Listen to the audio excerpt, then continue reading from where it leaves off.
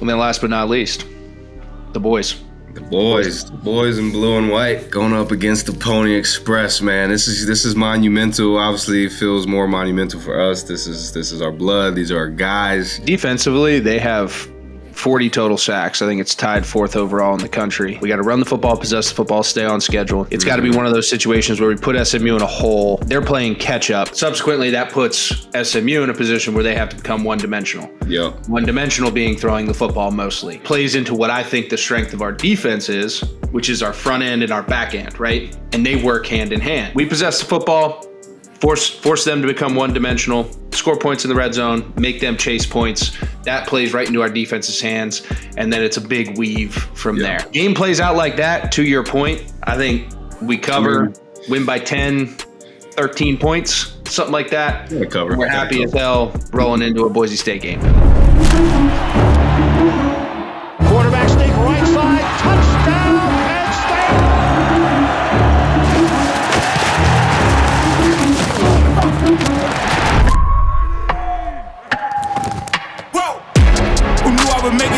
And this segment's brought to you by Family Clothesline. They kept us looking sharp all weekend. I'm currently wearing one of the Lulu Polos. It's a Family Clothesline exclusive. Make sure you guys check out Family Clothesline for all of your Penn State apparel needs. It is officially playoff game week. Sitting here with my guy B-Bell.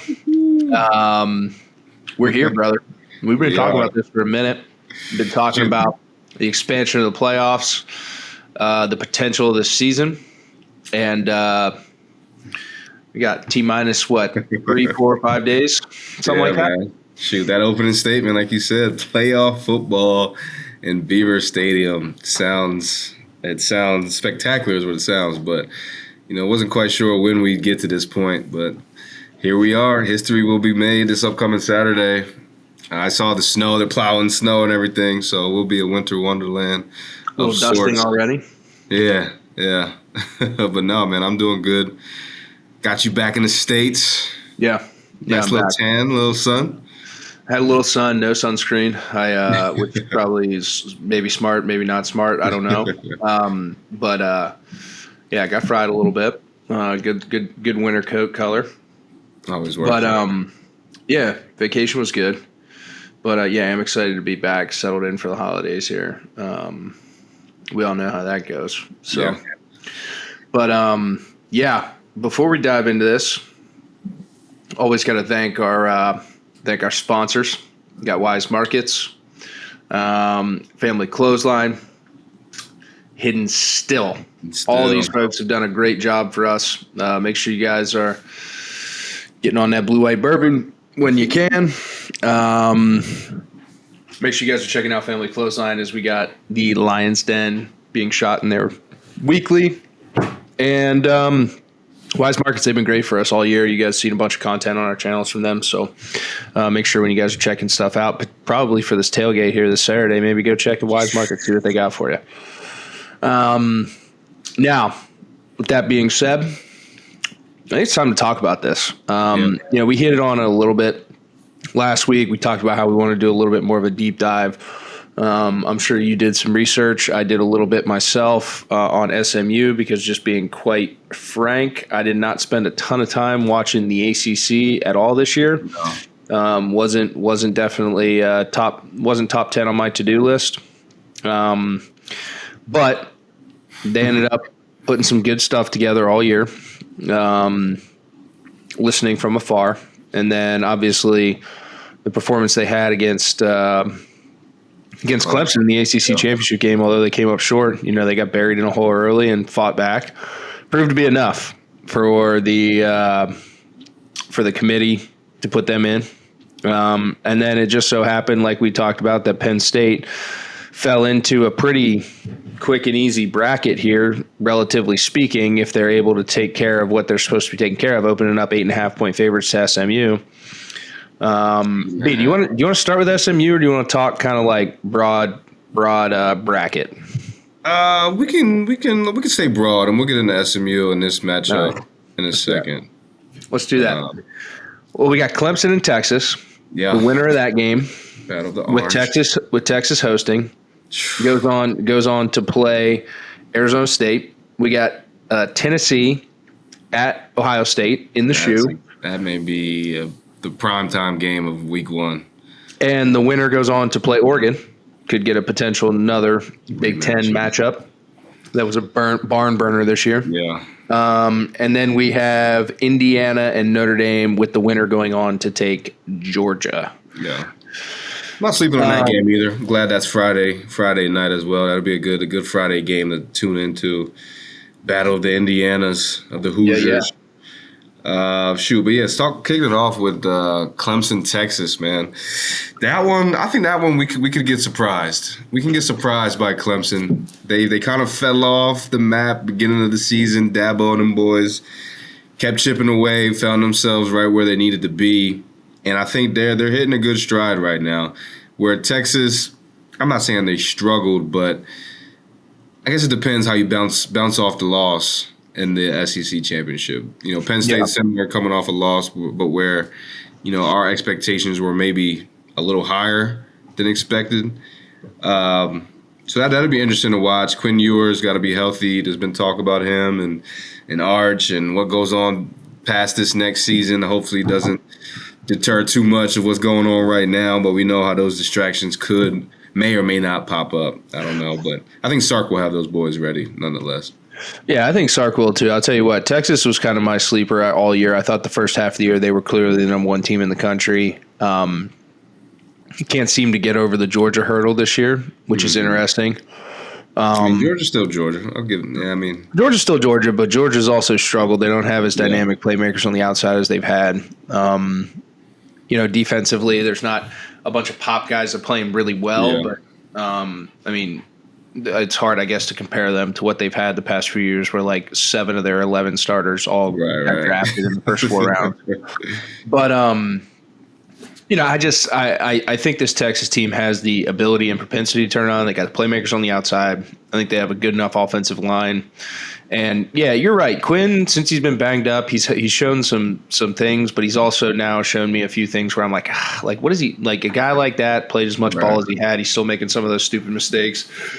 I don't know. We'll see. I do think that for Texas, similar to Penn State, they have a pretty easy slate for being the losers of the SEC, getting the 5 seed, and then being able to go and take on an Arizona State team, which came on late. I don't think a lot of people had them on their radar. Got a bow. They're playing with house money, but still, when you compare rosters to rosters, really Texas is kind of cruising into a semi opportunity there if they take care of business. But yeah, I don't disagree with you. This Clemson has a lot to prove, and it's a coach who's been in these types of situations before. Sark necessarily hasn't all that much as a head guy. Very true. It's a very good point. I still think Texas handles business here, but listen, I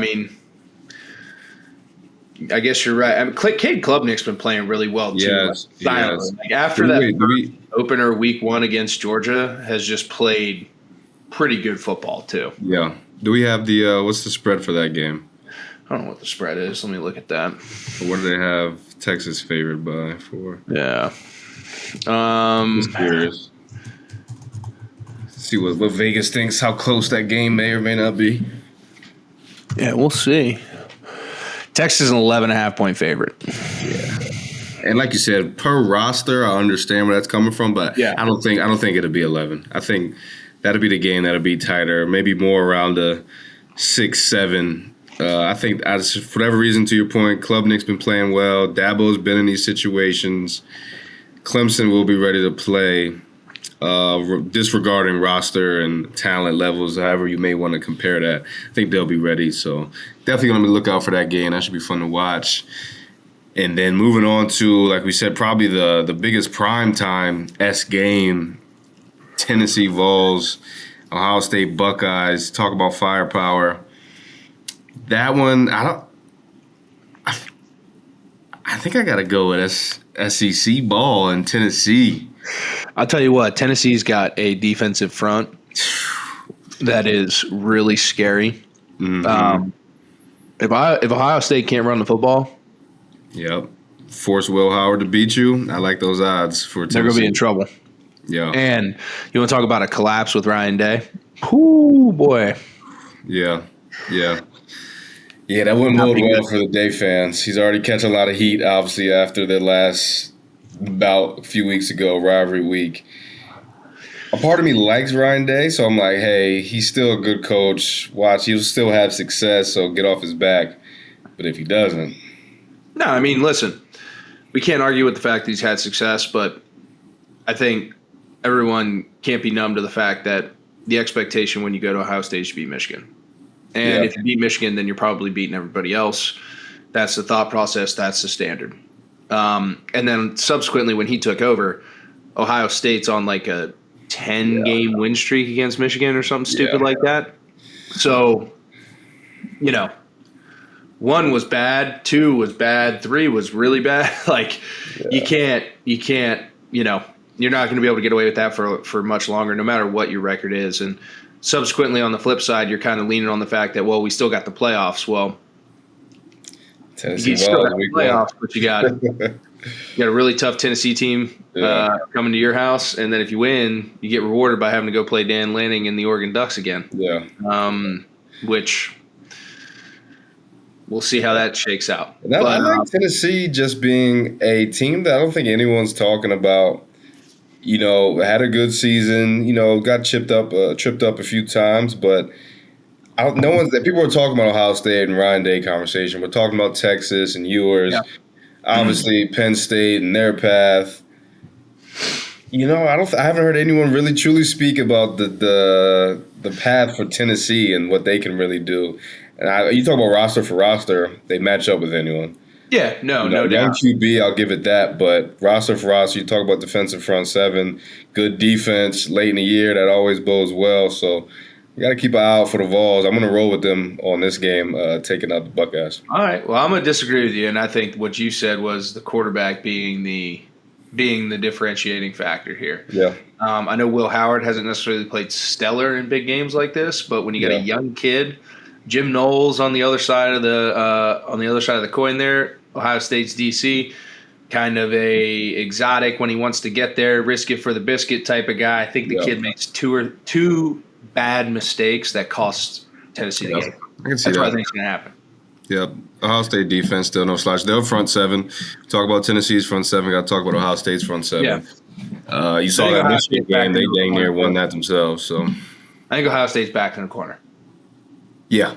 I like it. Yeah. That's my take on it. But I don't hate your Tennessee pick either. I'm going to be honest with you. I don't hate it. I mean, a lot of these week 1 games, well, the first 2 we just spoke about so far can go either way.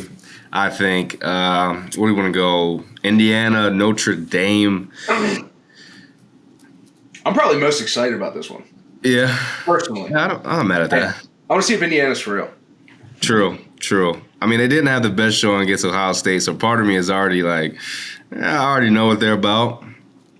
I also want to see if Notre Dame's for real. That's where my head is at. Because like you said, Notre Dame slipped up early in the season. Yep.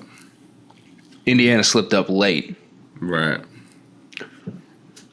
They both kind of cruised from there.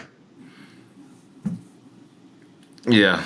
On that tip, I'll give Notre Dame more credit because I thought it was over. That loss to Northern Illinois, great win for that coach, bunch of emotion. But I thought that loss was such a bad loss.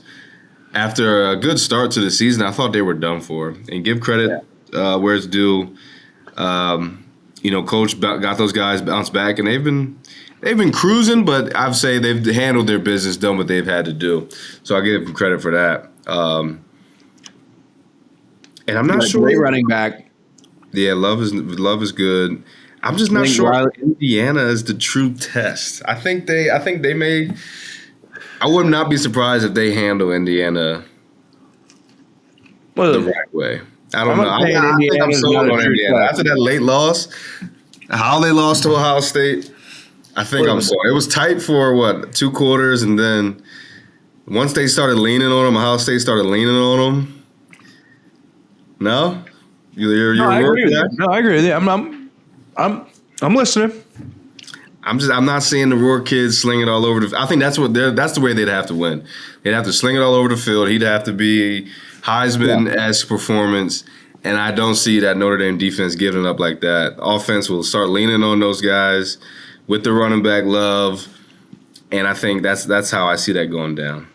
Yeah. I don't know. I just want to watch this game because, like I said, I can't really go either way, and I'm not going to make a prediction. Right. But I think you're going to find out one way or the other which one. Can Indiana be competitive in the Big Ten for the foreseeable future? I think that's what you're going to learn out of this. And then secondarily, I think you're going to learn if Notre Dame really is for real. Because I think they were hanging their hat late on that Army win. Yeah. Okay, Army just shit down their leg against Navy. It's again, college football math. You're sitting here trying to play it out. I don't know. You can't do it. It's tough, but I do want to see this one because I think it's going to tell a lot. I like Riley Leonard as an athlete.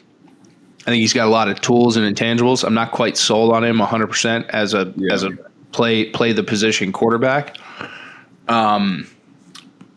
So I think that's how they lean on Indiana with him running the ball.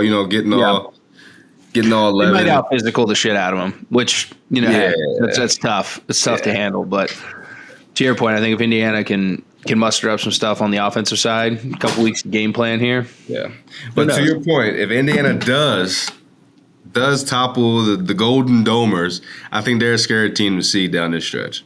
If they show me what I'm not necessarily believing that they have, that confidence like we always talk about, if they go out there and handle Notre Dame or at least just win the game, I think they're a scary team to see because they've proven they have the offensive firepower to keep up with anybody. I don't disagree with you. They are going to see Georgia next. So I don't know if Georgia's necessarily going to be shaking in their boots by anyone who wins this one. But I think this is a long-term play, long-term vision out of this game for me. And then last but not least, the boys. The boys in blue and white going up against the Pony Express, man. This is monumental. Obviously, it feels more monumental for us. This is our blood. These are our guys. First playoff game under the Franklin tenure. It's been long awaited. Penn State fans, whether you hate them or love them, you got to appreciate this moment. It's a great opportunity. We've talked about the path last few weeks, and this is the first step. All the hoopla about path this, the easiest, the whatever, doesn't mean jack squat. They don't go handle business against SMU, and the opportunity's there, man. It's gonna be a beautiful night, but I cannot get out of my head. We cannot sleep on the SMU ponies. We cannot. Yeah. They're full of talent. I've been looking at it more from a defensive standpoint, which I know I'm not truly concerned about in terms of I'm not shaking in my boots. I'm never shaking in my boots going up against anyone. Coming off of this Oregon game, I think they will take a similar approach. I'm not sure if they are equipped quite the same way, but I think for them to have success offensively against our defense, they'll have to look at it the same way against the Oregon Ducks. And I think they have the weapons to do so. Maybe not necessarily the strength and physicality up front that Oregon did, but, I mean, quarterback kid Jennings. What in particular are you looking at? Because, I have a similar opinion. Mm-hmm. I think Oregon laid a good blueprint. We talked about it a little bit last week about putting our linebackers in positions where they have to be sound and put them in binds. The RPO game, all those things. Again, love those guys, but if I'm an offensive coordinator playing our defense, that's who I'm trying to pick on. Yeah, for sure. Great athletes, but susceptible to manipulation and susceptible to basically if I'm trying to, the weakest point in that wall, which is a really good wall, the weakest point's that, how do I manipulate that, and how do I put them in tough positions? Try to put them in positions where they have to be in two places at once, they have to be sound, they have to do this, make them think. Slow them down, go. I thought Oregon did a really good job of that. Like you said, I think they laid a blueprint.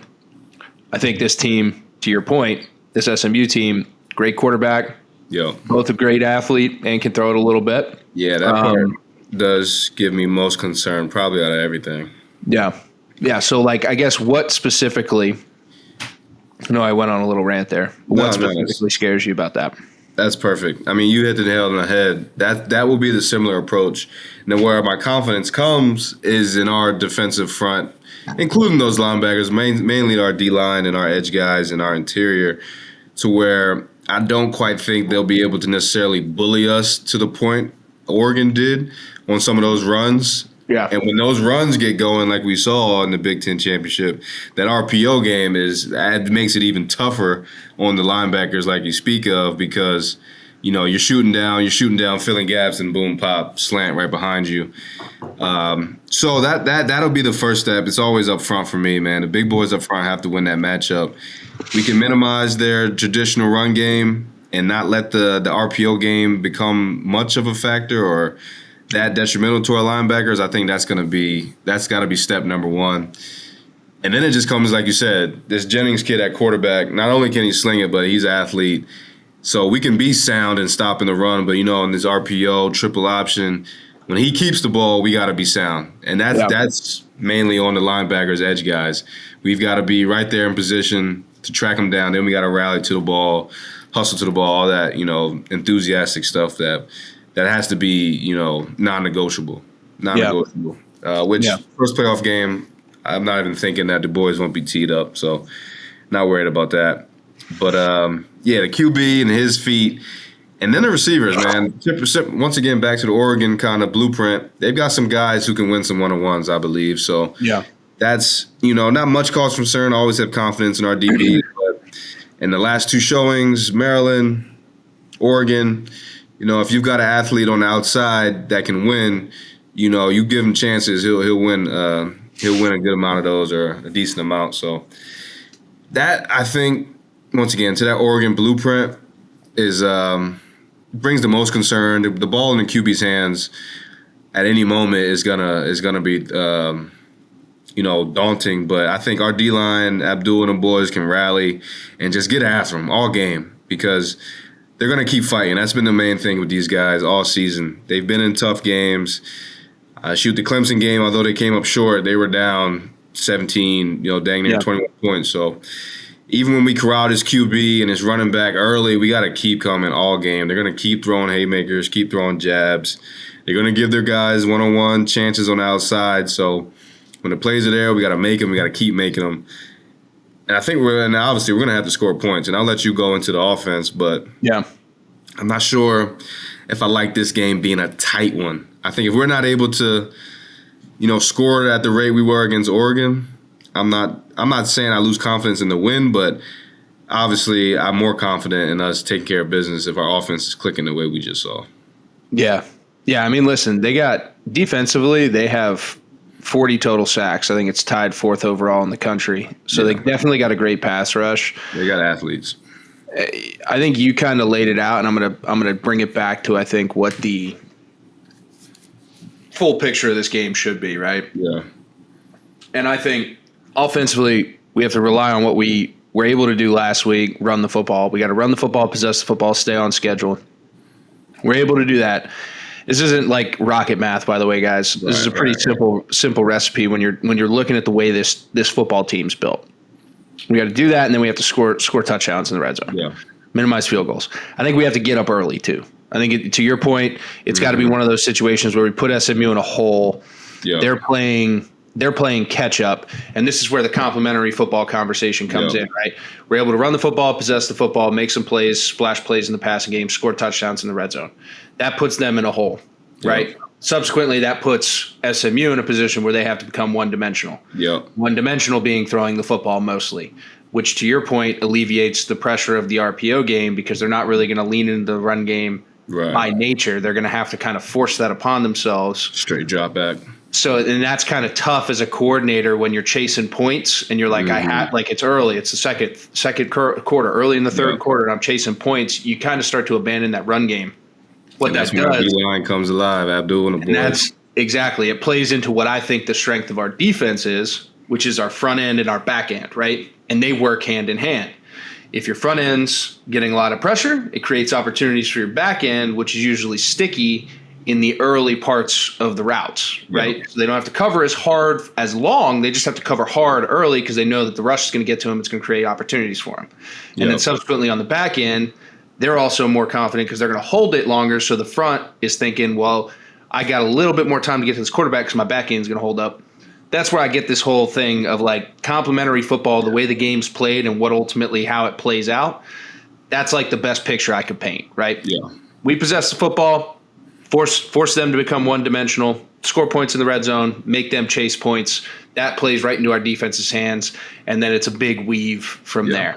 Yeah. Game plays out like that, to your point. I think we cover, win by 10, 13 points, something like that. We're happy as hell rolling into a Boise State game if it plays out like that. And honestly, that's similar to how Oregon shook down to the end. And obviously, they continue to make plays on the outside in the passing game. But the third down stops we did get was forcing Gabriel to get rid of the ball. Or first of all, stopping the run, early downs, forcing him to get rid of the ball to where, like you said, DBs are sticky early, gives our chances against their athletes better odds. So that is another thing you said, though. You said third down. SMU is pretty damn good on third down offensively, too. Yeah. I got to look at that. I had that stat pulled up as well. Yeah.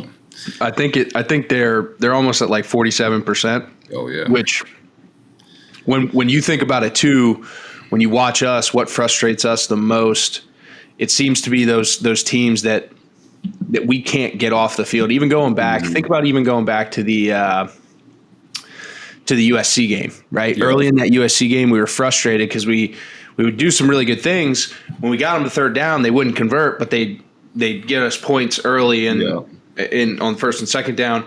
I just think like if this team, and then you look at the Bowling Green game, they were able to convert on third down consistently. If you give these guys life on third down, especially when it's an advantageous third down, like 3rd and 5+, you really got to get them off the field. Yeah. Honestly, that kind of shakes down to how this past Eagles versus Pittsburgh game, and Coach Tomlin talked about it. You know, it's not only it's the third downs, obviously, but those third downs lead to sequential downs later in the game, and we're like, oh God, we should have been off the field 5 plays ago. Their drive's still going, and that leads to points. And I think they're so good because of this quarterback, man. Yeah, he makes the reads, and obviously his legs are gonna be a weapon that we're going to have to rally. And we've seen that in the past. You know, we've got Abdul and guys getting in the backfield. But, man, and this is one of those this is actually a key factor. It's very simple, basic, day one camp, spring camp is freaking tackling. And I've said it a few times the past week, but, you know, in this time of the year, it's cold, kind of that bowl game time where in bowl games, that's always the number one thing. Because you haven't played in a few weeks, is can we get back to the fundamentals? And for us on defense, with this quarterback, we're talking about third down, or maybe it's just getting the ball out quick to his weapons, rocket screen, tunnel screens. Can we tackle? Yeah. We cannot allow them to make the first guy miss. And if we do, we got to be there rallying like we've seen Abdul Carter chase down things, but it's got to be everybody, not just him. So that's my key thing. You brought up a good point. Third down. And less about schematics and scheme, which obviously they have great scheme, so will we. But just fundamentally, can we tackle? You know, they'll make a catch on 3rd and 6, but can we tackle it down at 3rd and 4, 4th and 1, 4th and 2? So that's going to be a major deal, man. This quarterback, he's going to be dangerous on third down. Yeah. Well, listen, I'm going to be at a family Christmas in Virginia, so I will not be up there for this game. But I will no radio. Be tuned in. No radio, no pregame show, but I will be locked in and tuned in. Yeah. From the shore of Virginia, from the eastern shore of Virginia. Okay. I thought you were going to be in the sticks. Oh, that is the sticks, brother. Oh, is it sticks? That is the sticks.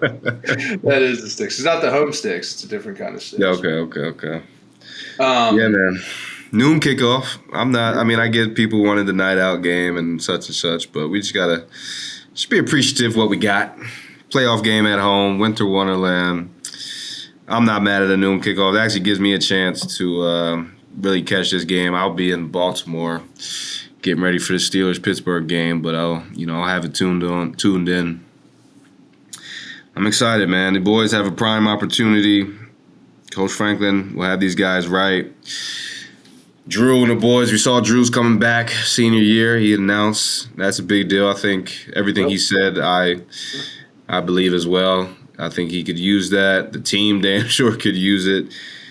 Fortunately, I think we're losing Bo, but, that's part of college football. He deserves a chance to play ball. I'm definitely excited to see where he ends up. But no, man, I think, shoot, maybe that changes. I don't know. What if Drew rides off in the sunset? If we go the distance, who knows what happens, man? But let's take care of SMU first. It'll be interesting. It'll be really interesting. But yeah, man, we'll see what the cards have to hold.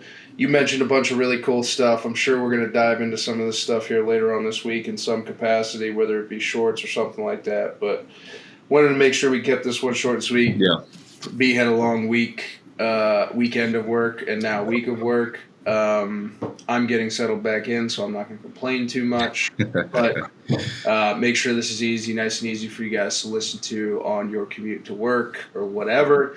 Get out and get beat up for the game like we are, and we'll keep some more stuff coming. So with that being said, stay tuned in to the state media channels. We have a couple new things coming. We're dropping a new merch store from State Media. Officially licensed gear, the whole nine. It's going to be really sweet. Major NIL benefits with this, too. A big percentage of all the proceeds. You could go buy your officially licensed gear and participate in NIL. And it's coming to you via State Media's channels. So, with that being said, more info to come on that. Stay tuned into the channels, graphics, where to go, how to go, what to do, all that. But, sweet designs from us. Brandon can put his creative cap on. More pocket merch. We haven't had pocket merch in a minute. Did you get our pocket merch back? I've been asking for it, man. Yeah, everyone's been asking for it from what I'm hearing on the streets. Streets are talking. The streets are talking. But we'll definitely have merch spun back up, bringing some stuff to you guys as always. So stay tuned into all the channels, all the socials. You know where to find us. Appreciate you guys listening in, and we'll catch you hopefully next week talking about Boise State. You got a score prediction? Give us a score prediction before we get out. I'll go 31-21. 31-21. It'll be 8-point favorites, right? 8.5. Yep. Yeah, we cover. Yeah, I had us. God, dog, I had us. Like I said, I think I said it. I said I got us winning by like 11, 13, something like that. So I got to stick to that. Yeah. So I don't know if that's like a 34-21 or a. That's fair. 29-13, 28-13 type of game. That's fair. I like it. Either way, boys in blue right off. First playoff win in Penn State history. So I like it. No matter which way you shake it. If it ain't 8, if we don't cover, we don't cover. But damn sure we got to win. So we'll get it done. And only time will tell, B. That's the beautiful thing about this sport. The ball gets kicked off, the whistle gets blown. Man. Shoot, we should have wore the classic unis with the white cleats, but we'll get into that next time. I appreciate you guys. We'll get out of here. Yeah. We're out of here. Catch you guys next week. Peace.